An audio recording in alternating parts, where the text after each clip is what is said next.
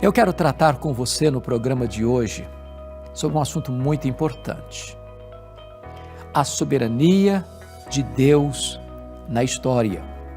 E quero basear esta mensagem em Apocalipse 4, verso 1. Vamos ouvir a leitura deste texto. Depois destas coisas, olhei e eis não somente uma porta aberta no céu, como também a primeira voz que ouvi, como de trombeta ao falar comigo, dizendo: Sobe para aqui e te mostrarei o que deve acontecer depois destas coisas. Os gregos olhavam para a história e diziam que a história é cíclica. Ela está dando voltas, sem rumo, sem fim, sem telos, sem consumação. Os existencialistas, de forma pessimista, olham para a história e dizem que ela está à deriva. Ela é um caminhão sem freios, ladeira abaixo, rumo ao desastre. Nós, porém, cristãos, cremos que a história é teleológica. Em outras palavras, ela caminha para um telos, para um fim, para uma consumação. O livro de Apocalipse é um livro que muita gente tem medo de ler, outros acham que é complicado demais compreender, mas este livro, chamado Revelação, porque Apocalipse significa isso, revelação, é como se Deus levantasse a ponta do véu e mostrasse para nós, com cores vívidas e com voz eloquente, o controle, a soberania de Deus na história. Quando João escreveu este livro, ele estava banido na ilha do Mar Egeu, a ilha de Patmos, uma espécie de colônia penal. A igreja estava sendo massacrada, porque desde o incêndio de Roma, no ano 64, os cristãos começaram a ser crucificados, queimados vivos e jogados às feras. Governava o mundo nessa época o imperador Domiciano, a partir do ano 81. Nessas alturas, todos os apóstolos, exceto João, já estavam mortos, e todos mortos pelo viés do martírio. João era o último representante do grupo apostólico. Certamente, quando ele foi banido para esta colônia penal, a intenção do imperador era calar a voz do último apóstolo e jogar uma pá de cal no cristianismo já tão massacrado e sofrido. Quando todas as portas, porém, foram fechadas para João na terra, Deus abriu-lhe uma porta no céu e disse: sobe para aqui, e eu te mostrarei não as coisas que talvez aconteçam, não as coisas que podem acontecer, eu te mostrarei as coisas que devem acontecer. Na verdade, Deus está no trono, porque quando João sobe e olha, ele vê alguém sentado no trono, e ele não ousa descrever a pessoa de Deus, a não ser revelando que ele, no aspecto, parece a pedras preciosas. Seu trono é o trono excelso. Ele está entronizado acima dos querubins, num alto e sublime trono. Ele é adorado no trono. O seu trono é trono de misericórdia e de justiça. Este livro, o livro de Apocalipse, retrata a soberania de Deus, porque das 67 vezes que a palavra trono aparecem no Novo Testamento, 46 estão só no livro de Apocalipse. 12 vezes apenas no capítulo 4 de Apocalipse. Ou seja, este livro mostra que Deus reina, que Deus é soberano, que a história não está à deriva, que Deus é aquele que levanta reinos e abate reinos, que coloca reis no trono e os faz apiar do trono. O capítulo 5 de Apocalipse retrata que Jesus é o Cordeiro de Deus, ele é a raiz de Jessé, ele é da tribo de Judá, o leão da tribo de Judá, que venceu para abrir o livro e desatar os seus selos. Porque João vê um livro de todo selado com 7 selos, escrito por dentro e por fora, na mão daquele que está sentado no trono.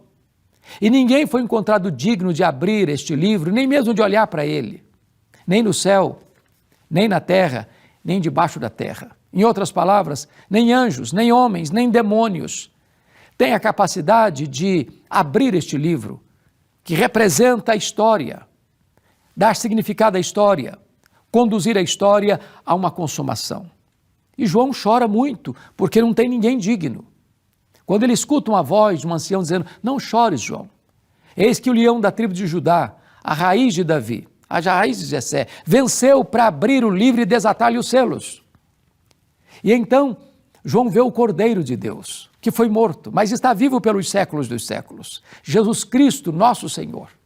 Ele venceu, ele está no trono e ele sim vai dar curso, está dando curso à história da humanidade, levando-a a uma consumação.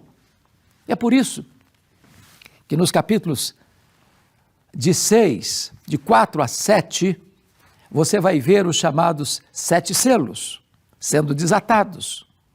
E aí você vai ver a igreja perseguindo o mundo com a sua fúria. Melhor dizendo, você vai ver o mundo perseguindo a igreja com a sua fúria. E você vai ver as guerras, as fomes, as tragédias, a morte.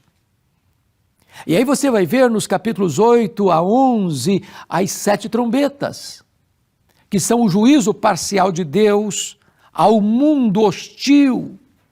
E essas trombetas são tocadas e atingem os mares, os rios, a terra, os astros, os homens. Muito daquilo que você atribui apenas a fenômenos da natureza, verdadeiramente são trombetas de Deus soando aos ouvidos dos homens, chamando-os ao arrependimento. É por isso que você verá nos capítulos 12, 13 e 14 de Apocalipse o levantamento do quarteto do mal. O dragão, que é o diabo, Satanás, no capítulo 12. A besta que surge do mar, que é o anticristo. A besta que surge da terra, que é o falso profeta. No capítulo 14, a grande meretriz, a grande Babilônia. Aquela que representa a falsa religião, o falso comércio, a falsa política, todo o sistema que vai corromper os homens e que vai perseguir a igreja. É por isso que você vai encontrar nos capítulos 16, 15 e 16 de Apocalipse, as 7 taças da ira de Deus. Não agora parcialmente mais, mas o derramamento total da cólera de Deus, representando que agora não tem mais chance, porque chegou o dia, o grande dia do juízo de Deus. Mas você vai encontrar no livro de Apocalipse, nos capítulos 17, 18 e 19, a queda do quarteto do mal, em ordem inversa. Capítulo 17 e 18 de Apocalipse, falando da queda da grande Babilônia, a meretriz, porque o diabo sempre quis imitar a Deus. Porque Deus é o Pai, o Filho e o Espírito Santo, ele vai querer fazer uma imitação grotesca da Trindade com o diabo, o anticristo e o falso profeta. Porque Jesus tem uma noiva, a igreja, ele vai querer também o simulacro disso, que é a grande meretriz, que se embriagou com o sangue dos santos. Mas agora a grande Babilônia está caindo. Agora no capítulo 19 você vê o anticristo e o falso profeta sendo lançados no lago do fogo. Agora você vê no capítulo 20 o diabo sendo lançado no lago do fogo. Você vai ver a cena do juízo final e vendo também o diabo sendo lançado no lago do fogo. Você verá também no capítulo 20 a morte sendo lançada no lago do fogo e verá mais, os livros sendo abertos no grande dia do juízo. Grandes e pequenos, todos estarão lá. reis e vassalos, servos e chefes, ricos e pobres, doutores e analfabetos, religiosos e ateus, todos estarão lá para aquele grande dia do juízo. E diz a Bíblia que os homens vão ser julgados segundo o que tiver escrito nos livros. Naquele dia, testemunhas levantar-se-ão contra você no dia do juízo. Suas palavras. A Bíblia diz que você vai dar conta no dia do juízo por todas as palavras frívolas que você proferiu. As suas obras, aquilo que você fez, seu pai não viu, sua mãe não viu, sua mulher não viu, seu marido não viu, seus filhos não viram, Deus viu. Suas omissões, se você sabe que deve fazer o bem e não faz, nisso você está pecando. Mas mais os seus pensamentos. O único tribunal que tem competência para julgar foro íntimo é o tribunal de Deus. Ele vai julgar o segredo do nosso coração. Passam pela nossa cabeça mais de 10 mil pensamentos por dia. Quantos deles você teria vergonha de contar para o seu amigo mais próximo? Pois naquele grande dia do juízo, Deus vai julgar o segredo do nosso coração. É claro que por esses quesitos, palavras, obras, omissão, pensamentos, nenhum de nós poderá ser justificado. Em todos esses quesitos nós seríamos condenados. É por isso que um outro livro será aberto, o livro da vida.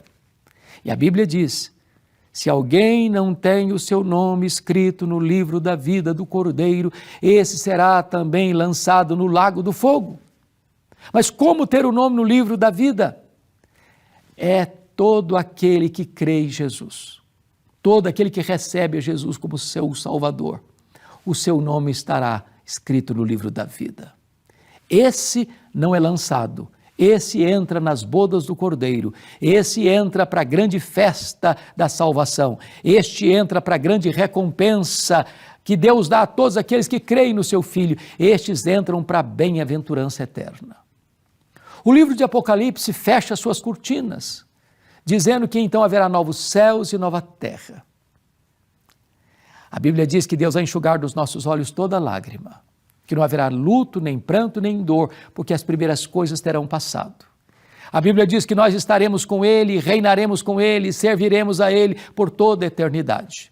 Lá não vai ter doença, lá não vai ter pecado, lá não vai ter tristeza, lá não vai ter despedida, lá não vai ter escuridão, lá nós estaremos para sempre, sempre com o Senhor, por todo o desdobrar da eternidade. Sabe por quê?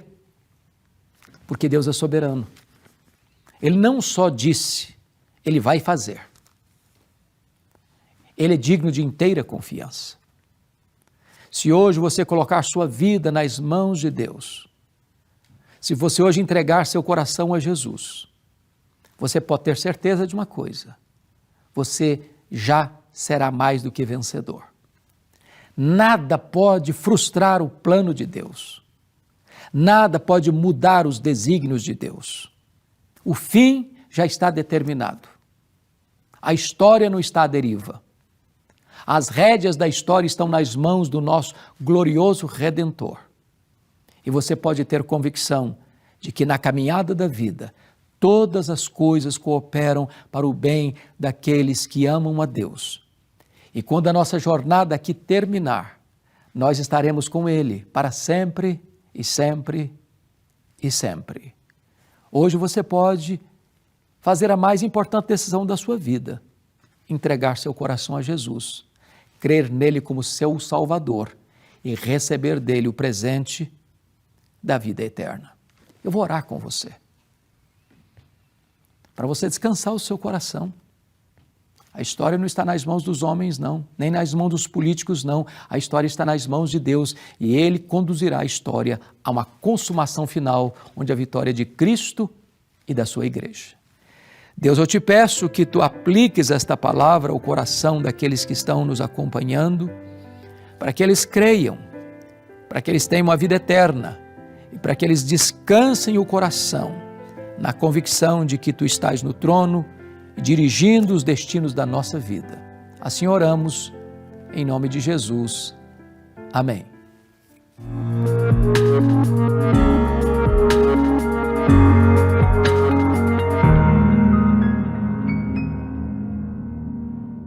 E chegamos ao final de mais um Verdade e Vida e eu quero aproveitar para agradecer a todos vocês que têm sido nossos parceiros em missão e têm nos ajudado a manter esse programa. Se você quer conhecer um pouquinho mais sobre a Igreja Presbiteriana do Brasil, sobre o nosso programa e como efetivamente você também pode ajudar a mantê-lo, entre em contato conosco.